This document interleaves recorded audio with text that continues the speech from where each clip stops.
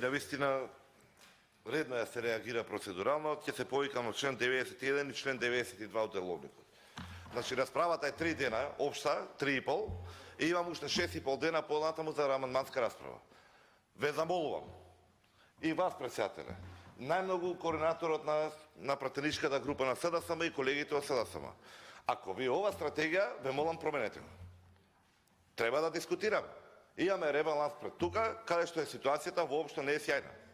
Не можеме со дискусии да се враќаме 15 години наназад и работи кои што немаат врска со реалноста тука да ги дискутираме и да губиме време. Ако е целта да се изгуби времето, а помине ребалансот без ништо, во ред, нема проблем.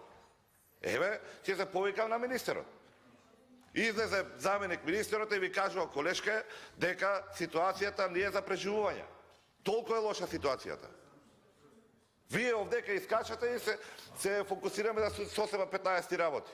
Збориме за образование, имало компјутери, која знаете сметководствено дека се амортизира за 4 години колку што поминале, а не ја спомнувате платформата од 20 милиони евра што никош не ни стави во функција. Фрлени пари во бунар.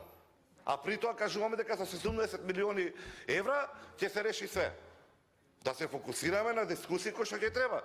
Обвинувате за неконструктивност, а 174 амандмани имаме. Не можеме вака се движи дискусијата. Ако треба, се уништи во ред. Но навистина апелирам, ве молам да се насочиме кон квалитетна дискусија, да ги студриме аргументите. Да не се врзуваме за 2 или 3 бројки и тоа наназад 15 години. Не можеме да кажеме овдека дека се зголемувало производството, се инвестирало во енергетиката и се зголемило производството, а имавме 5 дена дискусија преходно, каде што сите констатиравме дека намаленото производство за само една година од 1 терават е катастрофа што не ќе можеме да се излечиме лесно.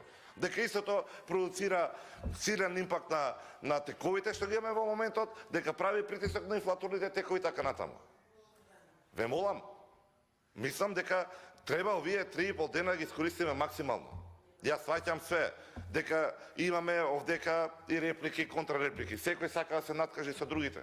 Но на крајот од денот, ние сме овде да ги најдеме правилните решенија како да понудиме подобри текови, подобри решенија и подобар живот на граѓаните. А ситуацијата не ни е добра. И нема да има магично стапче како да се реши. Најмалку со дискусии, вие направите вака, ние направивме вака. Особено ако нема резултати од истото. Имаме ребаланс.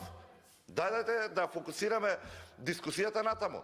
Дали е ребалансот дефиниран како што треба, дали овие амандмани што ги имаме ќе подобра ситуацијата и дали она што се кажуваше во декември се реализираше или имаме комплетно спротивна работа. Избегнувам материјална расправа, ќе оставам за понатаму со говорот, но сметам дека овие денови треба да бидат искористено максимално добро. Особено поучени од грешките што ги направивме пред неколку месеци, кога рековме дека е грешка и дека ќе дојде ребаланс и ваква ситуација. Ви благодарам. Благодарам, колега Јаревски.